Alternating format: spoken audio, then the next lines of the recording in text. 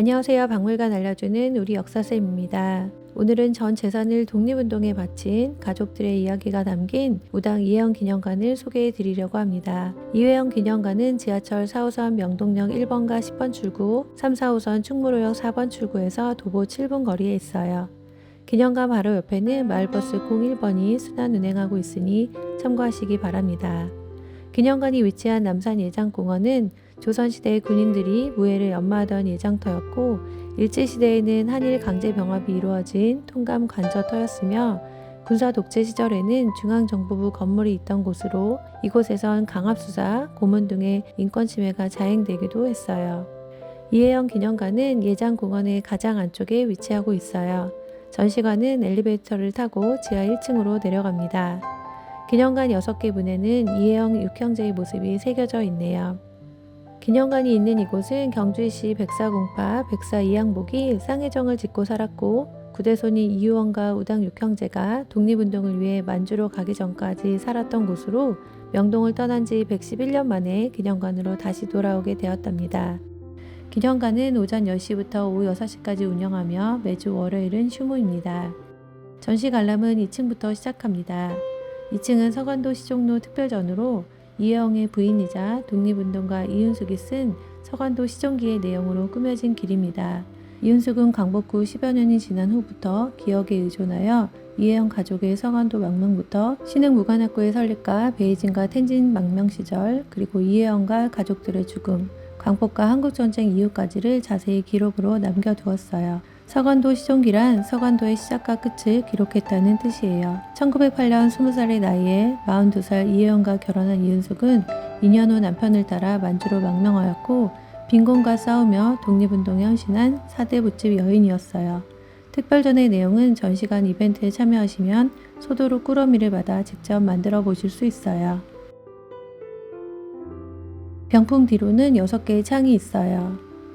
이혜영 육형제의 눈으로 남산을 바라볼 수 있도록 6개의 창을 두었다고 합니다. 육형제를 상징하는 황금색 의자도 보이시나요? 스탬프 체험 코너도 작게 마련되어 있어요. 1층으로 내려오면 이혜영 선생님이 30살에 쓴 시가 적혀 있어요. 여러분의 30살은 어땠나요? 이혜영은 과거 시험이 아닌 신학문을 공부했고 30살쯤에는 삼포 농장에서 인삼을 재배하여 수익금을 의병 자금 등으로 후원합니다. 그러나 일본의 방해로 오래 할 수는 없었어요. 의사늑약이 체결되자 의사우적 처단을 도모하였고 1906년 상동교에서 전덕기 목사, 이동영, 양기탁 등과 비밀단체인 신민회를 조직해 해외 독립운동기지 결성과 애국 계몽운동 등을 전개합니다. 그리고 1907년에는 헤이그 만국 평화회의에 의사늑약의 부당함을 알리기 위해 밀사 파견을 주도합니다. 1910년 8월 일제에 강제 병합되자 재산을 정리하여 육형제 일가족 40여 명을 이끌고 서간도 망명길에 오릅니다. 우당의 뜻에 반대하는 형제 하나 없었고 이미 해방된 노비들도 동참했다고 하니 정말 대단하지요. 1910년 12월 30일 꽁꽁한 압록강을 건너 다음해 2월 초 그들이 도착한 곳은 서간도 류어원 삼원보였어요.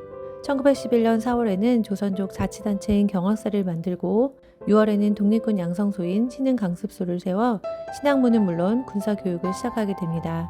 이후 신흥무관학교로 개편하고 3.1운동 이후 무관학교 지원자가 늘자 분교를 늘려 1920년까지 3,500여 명의 독립투사를 양성합니다. 이들은 봉오동과 청산리 전투 등에 참여해 큰 승리를 안겨주었고 이후 의열단, 한국독립군과 한국강복군의 뿌리가 됩니다. 전시관 중앙에는 봉오동과 청산리 전투에서 우리 군에게 큰 도움이 되었던 체코 군단의 무기가 전시되어 있어요.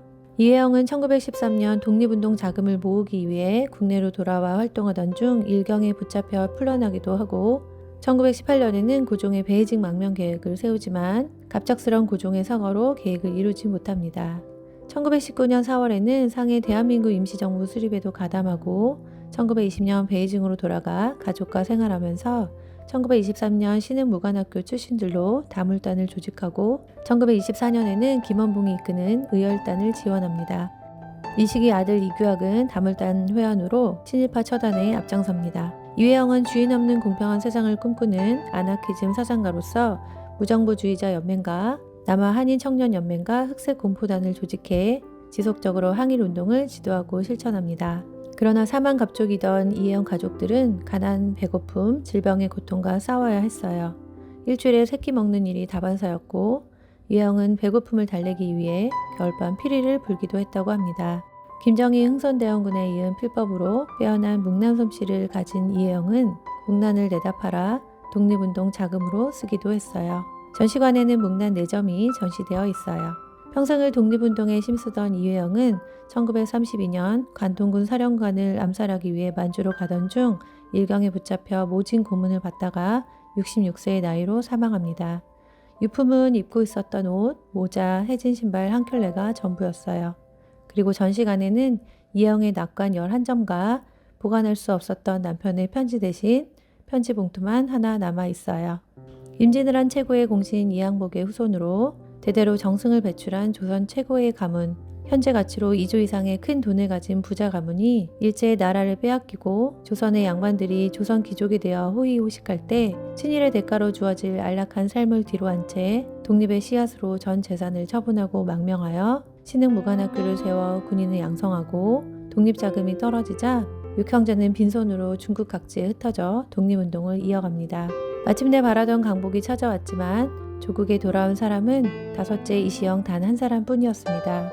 가장 많은 재산을 갖췄던 둘째 이서경은 상하이 빈민가를 떠돌다 아사하고 빈곤과 풍토병으로 사망한 셋째 이철영과 일본군의 습격으로 일가족이 몰살당해 시신도 찾지 못한 막내 이호영, 그리고 대를 이어 독립운동을 이어간 자식들까지 대의를 위해 죽을지언정 구차의 생명을 도모하지 않겠다라며 모든 것을 버리고 나라를 지켜낸 우당 육형제는 노블리스 오블리주의 표상이 되었습니다.